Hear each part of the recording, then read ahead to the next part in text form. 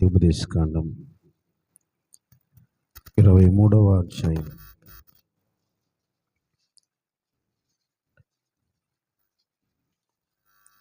5వ వచనాన్ని.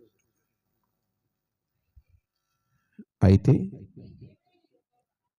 నీ దేవుడైన యెహోవా బిలాము మాట విననొల్లకుండెను. నీ దేవుడైన యెహోవా నిన్ను ప్రేమించున గనక నీ దేవుడైన యెహోవా నీ నిమిత్తం ఆ శాపమును ఆశీర్వాదముగా చేశాను.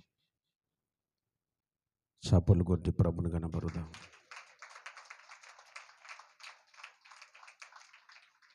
హల్లెలూయా.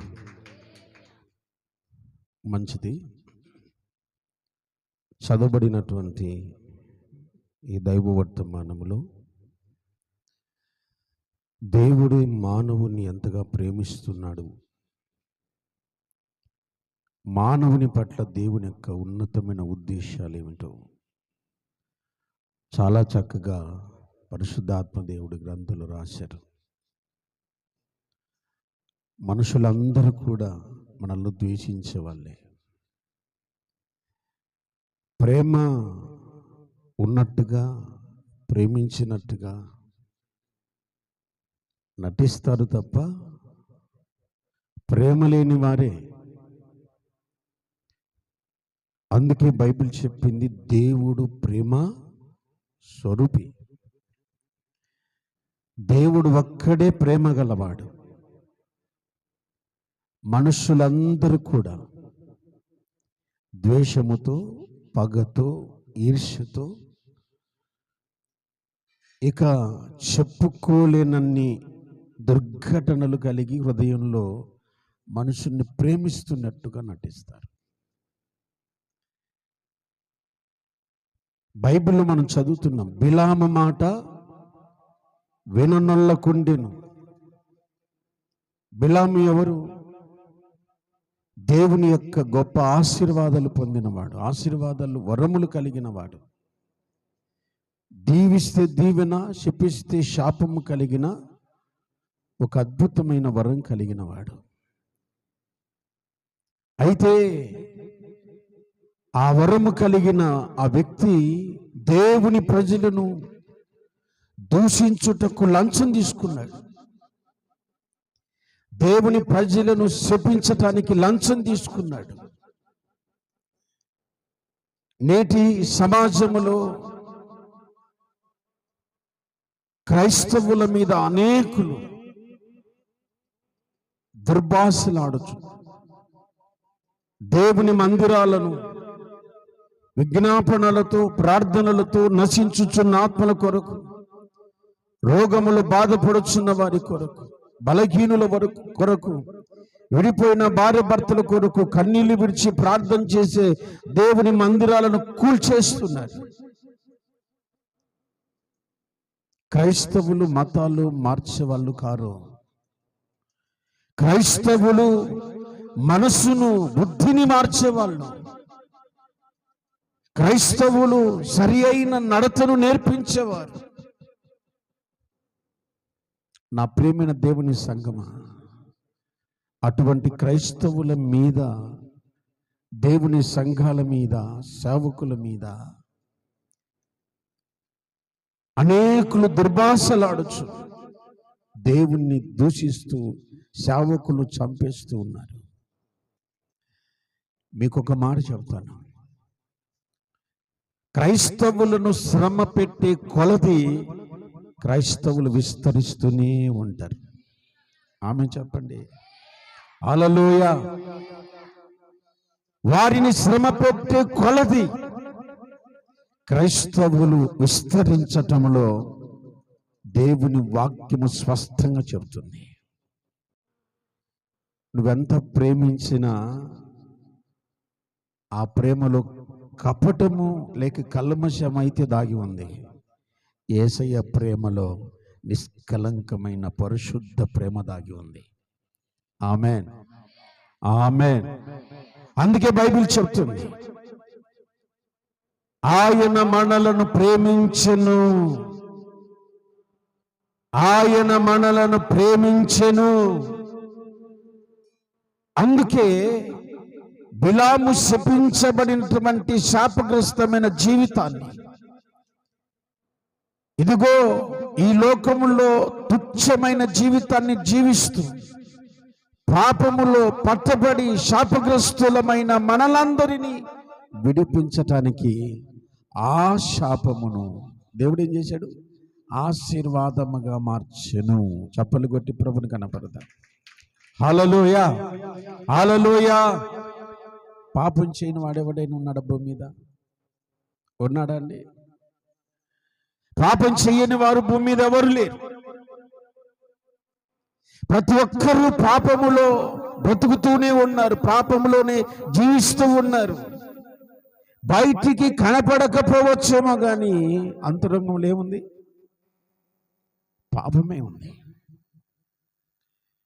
నేను ఒక మాట మీకు జ్ఞాపకం చేస్తాను. నువ్వు చేసిన ధర్మకార్యాలు నీ వెంట వస్తాయో రావో నాకు తెలియదు. నువ్వు చేసిన పుణ్యకార్యాలు నీ వెంట వస్తాయో రాదో నాకు తెలియదు. కానీ నువ్వు చేసిన పాపం మాత్రం నిన్ను ఎప్పటికీ విడిచిపెట్టదు. నువ్వు చేసిన పాపం మాత్రం ఎప్పటికీ నిన్ను వెంటాడుతూనే ఉంటుంది.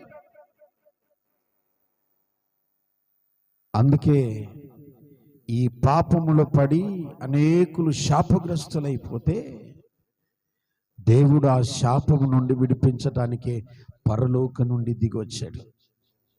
ఆమేన్, హల్లెలూయా. ఒక్క మాట చదవండి, దేవుని పరిశుద్ధ గ్రంథంలో ఒక మాట చదవండి. ద్వితీయోపదేశకాండం 33 వచనం ఒకసారి చూడండి. ఆయన జనములను ఏం చేశాడు? ఆయన ప్రేమిస్తున్నాడు. ఆయన మనల్ని ప్రేమిస్తూ ఉన్నాడు. ప్రేమించేవాడు ఎలా ఉంటాడు తెలుసా? మనలో ఏ మచ్చ ఉండకూడదు అనుకుంటాడు, మనలో ఏ పాపం ఉండకూడదు అనుకుంటాడు, మనం పవిత్రంగా కనపడాలనుకుంటాడు, మనలో దోషములు ఎత్తి చూపాడు, మనలో తప్పులు ఎత్తి చూపడు. ప్రేమ అంటే పాపాన్ని ఎత్తి చూపేది కాదు, పాపమును శాపమును కప్పిపెట్టేది. అందుకే 103వ కీర్తనలో భక్తుడు రాస్తాడు, ఆయన నీ దోషములన్నిటినీ ఏం చేశాడు? చదవండి, ఏం చేశాడు? చదవండి.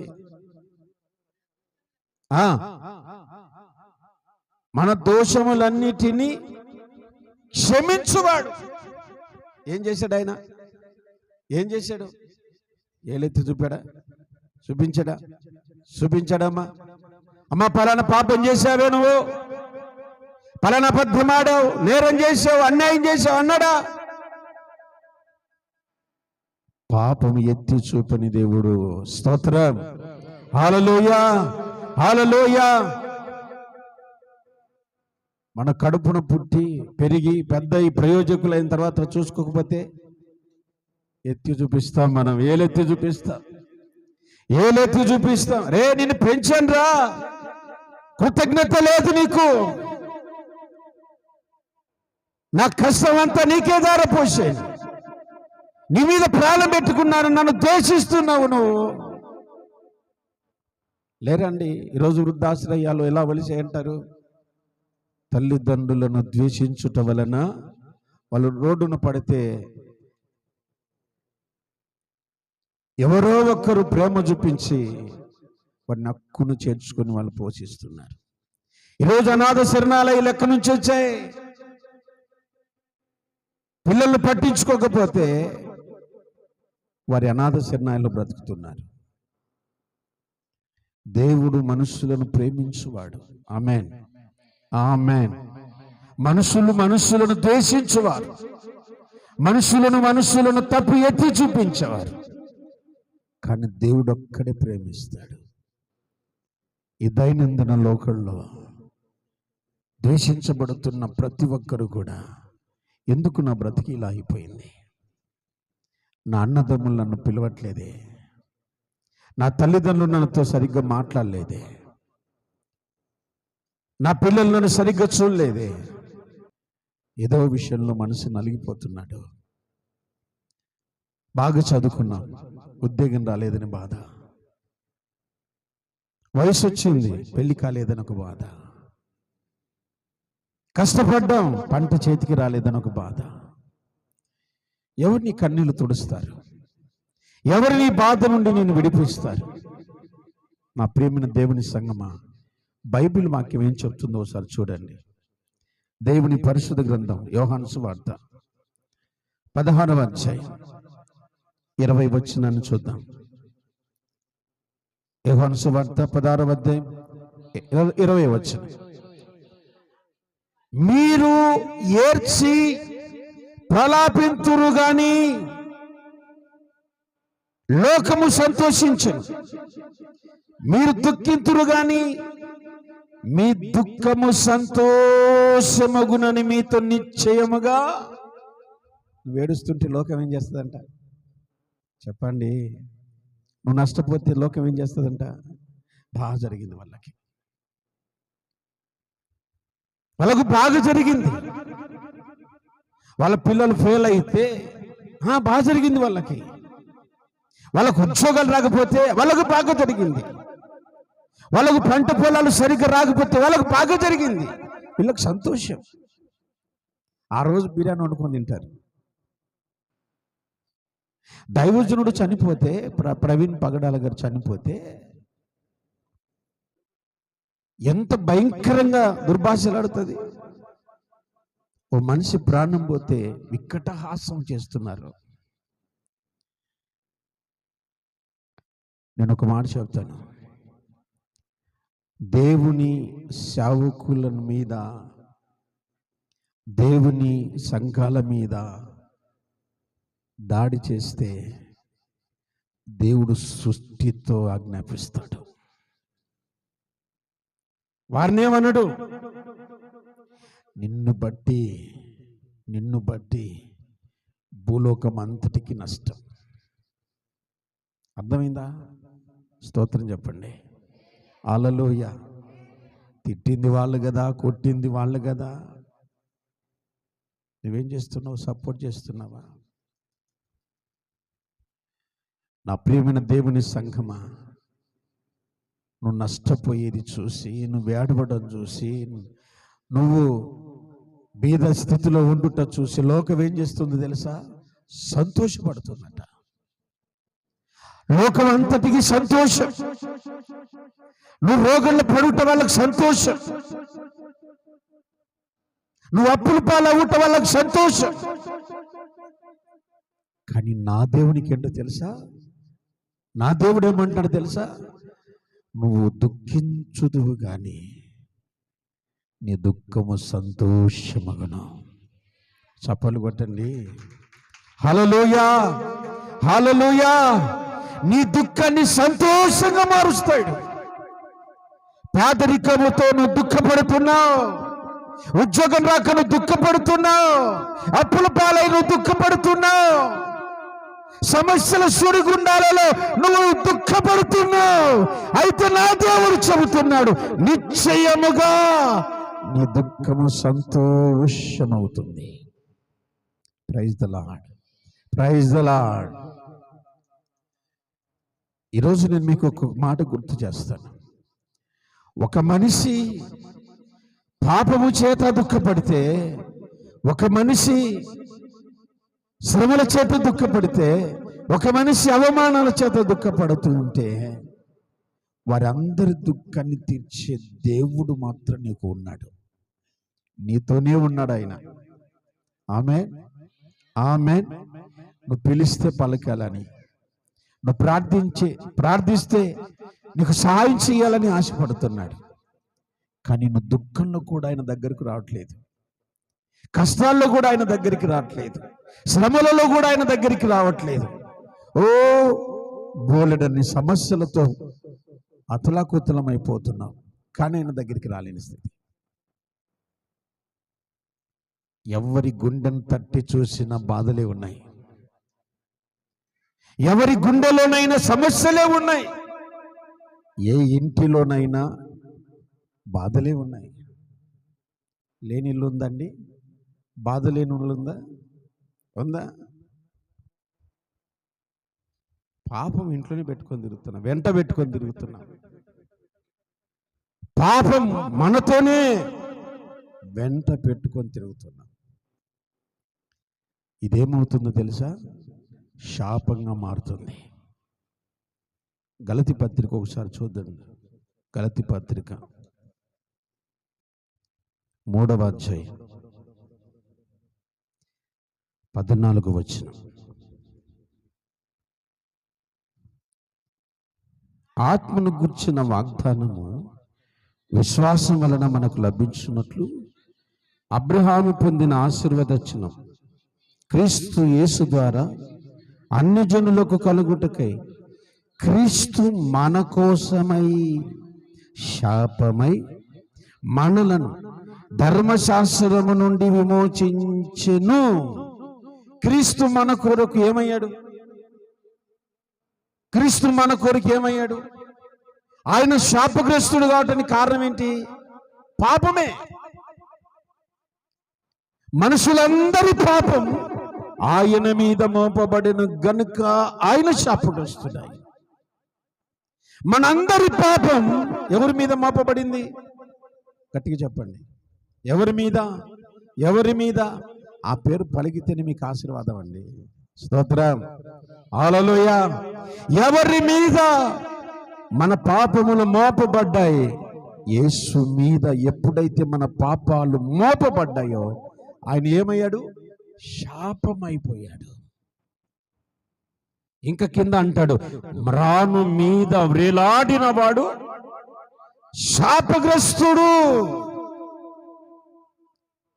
ఆయన శాపగ్రస్తుడు అయ్యాడు. దేని కొరకు?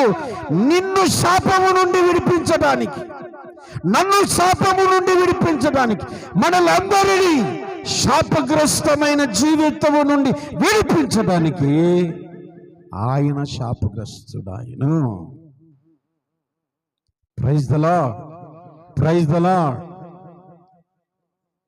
ఇప్పుడు మీరు అనొచ్చు, అన్నయ్య దేవుడు మనతో ఉన్నాడా? బైబిల్ 3 విధాలుగా మనం విభాగిస్తే, ఆది కాలములో దేవుడు తండ్రి అయిన ద్వారా, తండ్రి అనే పేరు చేత లేక బలిపీఠం అన్న పేరు చేత ఆయన తన ప్రజలతో ఉన్నాడు. రెండవది, ఆయన క్రీస్తేసును నరుడు అనే ఆ శరీరధారి ధరించి 33.5 సంవత్సరాలు ఆయన భూమి మీద బ్రతికాడు. ఇప్పుడు ఆయన మనతో ఎలా ఉన్నాడు అంటే, చనిపోయి తిరిగి లేచి, స్తోత్రం చెప్పండి, తిరిగి లేచి ఆత్మస్వరూపిగా మన మధ్యలో ఉన్నాడు. చప్పట్లు కొడదాం. స్తోత్రం, హల్లెలూయా. ఆయన ఆత్మస్వరూపిగా మన మధ్యలో ఉన్నాడు. ఇప్పుడు మన మధ్యలో ప్రభు ఉన్నారా లేరా? ఉన్నారా లేరా? ఉన్నారన్న వాళ్ళందరూ అలు చెప్పండి. ఎలా ఉన్నారు?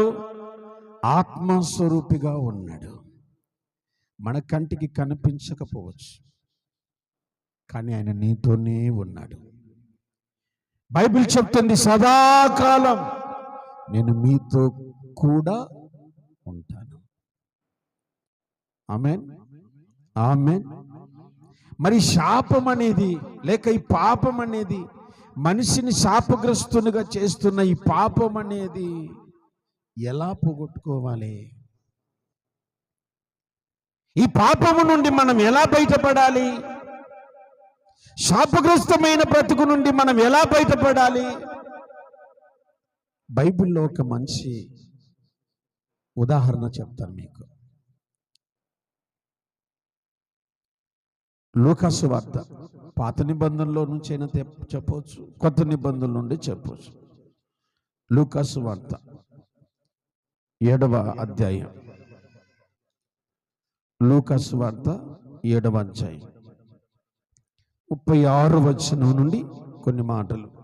పరిసయ్యులలో ఒకడు తనతో కూడా భోజనం చేయవలెనని ఆయనను అడిగాను. ఆయన పరిసయ్యుని ఇంటికి వెళ్ళి భోజన పంక్తిని కూర్చుండగా ఆ ఊరిలో ఉన్న పాపాత్మురాలైన ఒక స్త్రీ యేసు పరిసయ్యుని ఇంట భోజనమునకు కూర్చున్నాడని తెలుసుకొని ఒక బుడ్డిలో అత్తరు తీసుకొని వచ్చి వెనక తట్టు ఆయన పాదముల యొద్ద నిలవబడి ఏడ్చుచు కన్నీళ్లతో ఆయన పాదములను తడిపి తన తల వెంట్రుకలతో తుడిచి ఆయన పాదములను ముద్దు పెట్టుకొని ఆ అత్తరు వాటికి పూసెను. ఇప్పుడు 47వ వచనం. ఆమె విస్తారముగా ప్రేమించెను గనుక ఆమె యొక్క విస్తారమైన పాపములు క్షమించబడినని మీతో చెప్పుచున్నాను. ఎవనికి కొంచెముగా క్షమించబడునో వాడు కొంచెముగా ప్రేమించునని చెప్పి నీ పాపములు క్షమింపబడి ఉన్నవి అని ఆమెతో చెప్పెను. స్తోత్రం చెప్పండి. హల్లెలూయా. ఒక అద్భుతమైన సందర్భాన్ని ప్రభు మన జ్ఞాపకం చేశారు. యేసు పరిసయ్యుని ఇంట భోజనమునకు కూర్చున్నాడట. వినండి, భోజనానికి కూర్చున్న తర్వాత ఎవరైనా కాళ్ళకు నీళ్ళు ఇస్తారండి? కూర్చోక ముందే ఇస్తారా? నీళ్ళు ఎప్పుడు ఇస్తారు? బయట నుంచి రాగానే అయ్యా కాళ్ళు కడుక్కోండి, చేతులు శుభ్రం చేసుకోండి అంట. మన ఇంటికి దైవజనుడు వచ్చాడు అనుకోండి, అయ్యా కాళ్ళు కడుక్కోండి, చేతులు కడుక్కోండి అని చెప్తాం. అవునా? అదే కదా చెప్పేది. యేసు ప్రభువుల వారిని భోజనానికైతే పిలిచాడు కానీ నీళ్ళైతే ఇవ్వలేదట. అయినా యేసు ప్రభు చెప్పాడు, యేసు ప్రభులు వారు చెప్పారు. యేసు ప్రభును చాలా మంది ఆహ్వానిస్తారు. చాలా మంది మా ఇంటికి రా ప్రభువా, మా ఇంటికి రా ప్రభువా అంటారు కానీ లోపలికి మాత్రం రానివ్వరు. వాకిటి బయటే నిలబెడతారు. ఎందుకంటే టీవీ సీరియల్ ఆన్లో ఉంటుంది. ఏం ఆన్లో ఉంటుంది చెప్పండి? అది యాప్ చేసినాక పిలుస్తారు. యేసు ప్రభుని అందరికీ రావాలని ఆశే, కానీ యేసు ప్రభు కూర్చోటానికి ఒకటి పరిశుద్ధ స్థలం ఉండదు. అర్థమవుతుందా? మోకరించి ప్రార్థించే స్థలం నీకుందా ఇంట్లో? నువ్వు మోకరించే స్థలం ఉందా? గంటల తరబడి ప్రార్థించే స్థలం అంటే ఒకటి ఉందా ఇంట్లో? లేదు. కూర్చొని తిన్నికి స్థలం ఉంది, కూర్చొని సీరియల్ చూడడానికి సమయం ఉంది. అదే కుర్చీలో కూర్చోవడం, అదే కుర్చీల దగ్గర ప్రార్థన చేయడం, అదే మంచం దగ్గర ప్రార్థన చేయడం, అదే మంచాలలో సీరియల్ చూడడం. యేసు ప్రభుని ఆహ్వానించిన తర్వాత నీ హృదయంలో ఏముండకూడదు చెప్పాలి? ఏముండకూడదు? పాపం ఉండకూడదు. యేసు ప్రభుల వారిని ఇంటికి పిలిచాడు. యేసు ప్రభుల వారు భోజనానికి కూర్చున్నాడు. ఒక స్త్రీ యేసు ప్రభును వెతుకుతోంది. ప్రతి ఇంటా వెతుకుతుంది. ఎందుకు తెలుసా? మనసులో నెమ్మది లేదు, ద్వేషించబడింది, దూషించబడింది, అవమానించబడుతుంది. తల ఎత్తుకోలేని పరిస్థితుల మధ్యలో తన జీవితం చెదిగిపోయింది.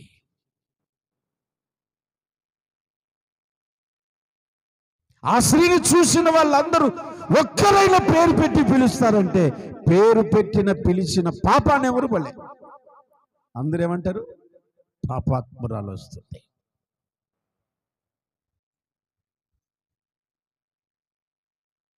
ప్రియులారా, లోకం మనల్ని ఏం చెప్తుందో తెలుసా? మనం చెడిపోతే, మనం పాడైపోతే వాడు దరిద్రుడు, దరిద్రుడు ఎదురొచ్చాడు, దరిద్రుడు ఎదురొచ్చాడు.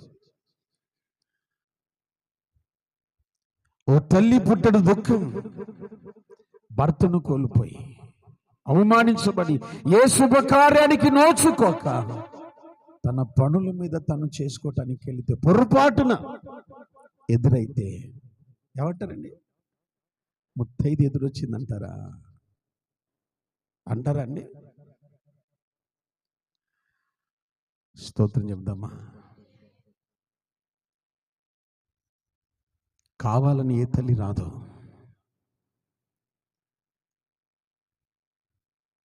మా ఇంట్లో కూడా ఒక విధురాలు ఉంది, మా అక్కగారు.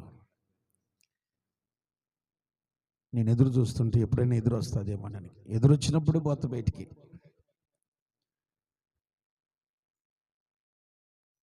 ఒక ఇంట్లో ఒక విధురాలు ఉంది. ఒకరోజు ఆ ఇంట్లో వాళ్ళ అన్నల ఇంట్లో పంచాయతీ, ఒక పెద్ద పంచాయతీ.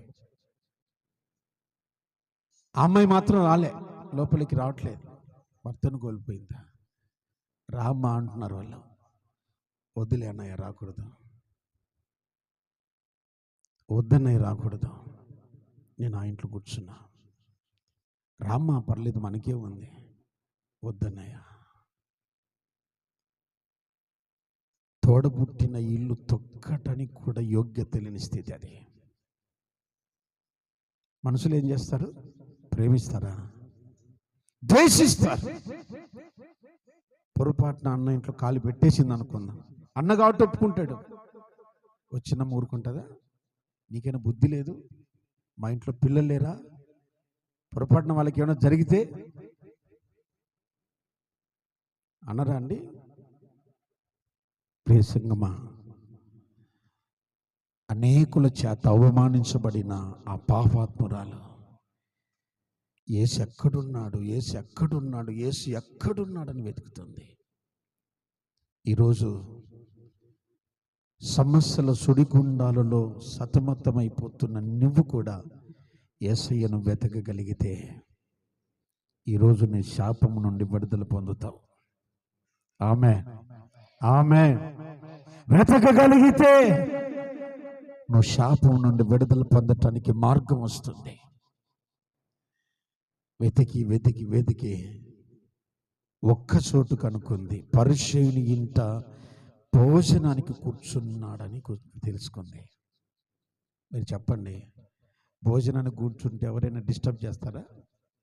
చేస్తారా? రానివ్వరు. అన్న భోజనం చేస్తున్నాడు, కాసేపు బయట వెయిట్ చేయండి.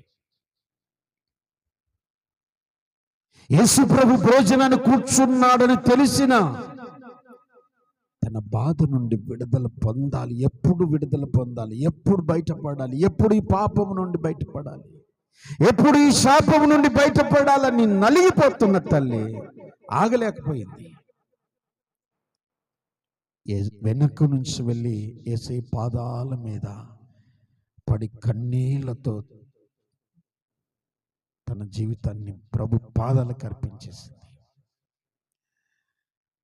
అత్తరుబుడ్డి తుడిచి, అత్తరుబుడ్డి పగలుగొట్టి మొత్తం శుభ్రం చేస్తుంది యేసయ్య పాదాలు. తల వెంట్రుకలతో పాదాలు తుడిచేస్తుంది.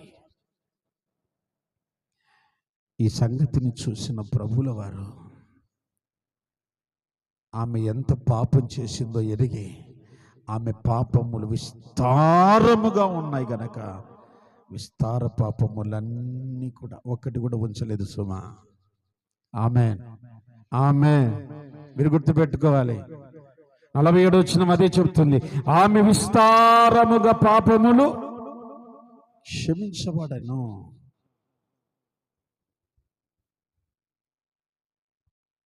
తల్లిదండ్రులకు తెలియకుండా పాపం చేసేవాళ్ళు, భర్తకు తెలియకుండా, భార్యకు తెలియకుండా, లోకానికి తెలియకుండా పాపం చేసేవాళ్ళు. రహస్య పాపం. ఆయన ఎక్కడున్నాడు చెప్పండి? యేసు ప్రభువుల వారు ఎక్కడున్నారు? రహస్యమందున్నవాడు. ఆమేన్. లోకం చూడని పాపాన్ని ఎవరు చూస్తారు? రహస్యమందున్న దేవుడు చూస్తాడు.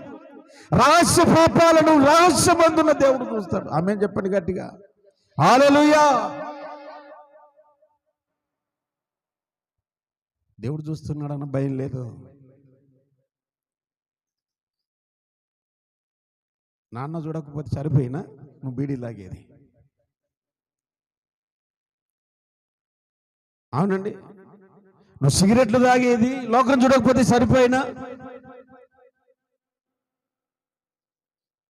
ఆయన కన్ను దృష్టికి మరుగైనది ఏది లేదు.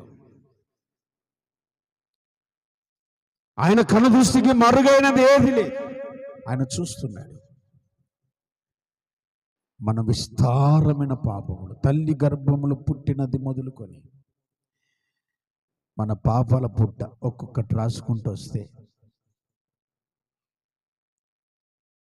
ఎన్ని బుక్కులు అవుతాయో మనవి, అవునా? ఎన్ని పుస్తకాలు అవుతాయో. ఈరోజు నేను పాపం చేయలేదని ఒక్కరైనా చెప్పగలుగుతావా? ప్రార్థన చేశారా? ఉదయకాలం చేశారా? అంటే చేసిన వాళ్ళు గట్టిగా వాయిస్ వస్తుంది, చేయని వాళ్ళది రాదు.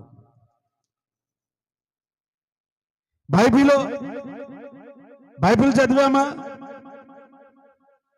బైబిల్ చదివేలా. పాపం అంటే ఏందనుకున్నారు మీరు? ఆయనతో మాట్లాడకపోవటం పాపం. అర్థమైందా? ఆయన మాట్లాడుతున్నప్పుడు వినకపోవటం పాపం.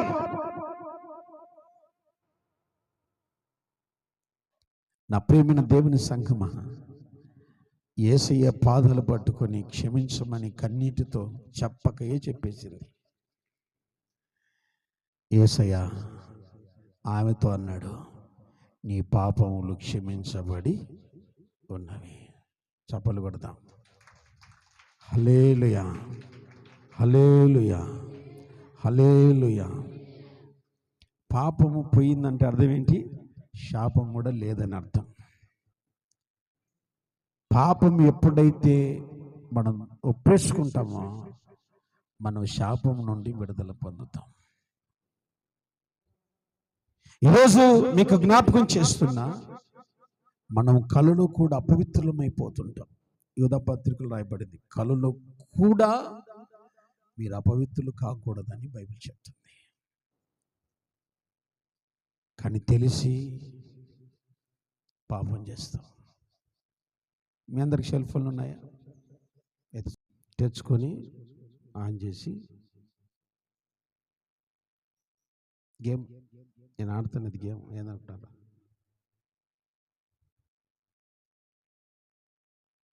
ఏం ఆడుతున్నా నేను? ఎక్కడా ఏంటి పలకరి? మీరు ఆడుతున్నారు ఏంది?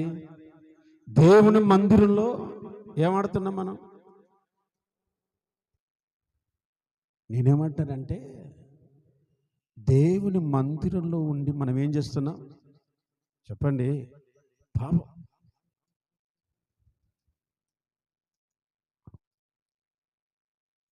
ప్రియ దేవుని సంఘమా, దేవుని మందిరములో దేవుని సన్నిధికి వచ్చి పాపములు ఒప్పుకొని పరిశుద్ధురాలై దేవుని మందిరాన్ని దాటి వెళ్ళిపోయింది. ఆమేన్ చెప్పండి. హల్లెలూయా. పరిశుద్ధురాలై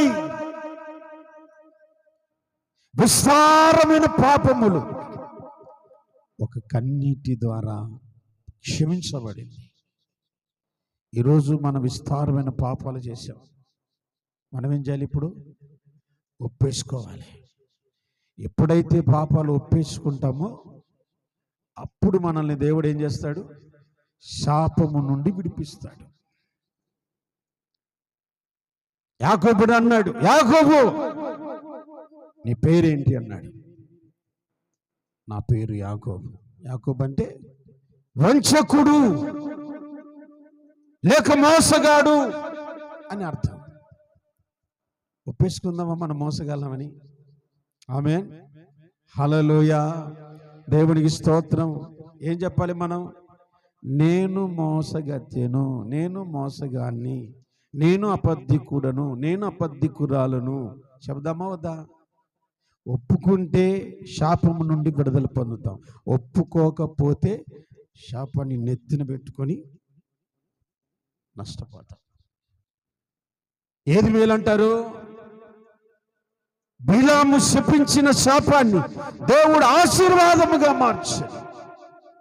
ఎవడైనా వచ్చి నువ్వు పురుగులు పట్టి చస్తావురా అంటే అది రివర్స్ అవుతాయి నువ్వు ఒప్పుకున్నప్పుడు. ఆమేన్, ఆమేన్.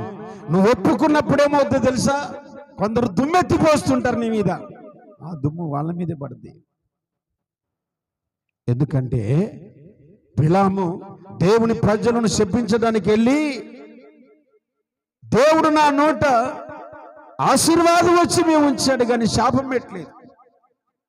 యాకోబులో ఏం కనపడిందంట? యాకోబులో ఏం కనపడిందంట? యాకోబులో నక్షత్రం కనపడిందంట. స్తోత్రం. యాకోబులో దోషం కనపడలేదట, యాకోబులో పాపం కనపడలేదట. ఎప్పుడైతే నక్షత్రము ఉదయించిందో యాకోబులో ఏ పాపము కనపడలేదు. స్తోత్రం. ఆమేన్, ఆమేన్. ఇప్పుడు నీలో ఎవరు వెలగాలి? నీలోకి ఎవరు రావాలి? యేసయ్య రావాలంటే నీ పాపాలు ఒప్పేసుకోవాలి. నువ్వేం పాపం చేసావో నాకు తెలియదు, ఏ నేరం చేసావో నాకు తెలియదు, ఏ మోసం చేసావో నాకు తెలియదు. మనమందరం కూడా విస్తారమైన పాపంలో ఉన్న వాళ్ళమే.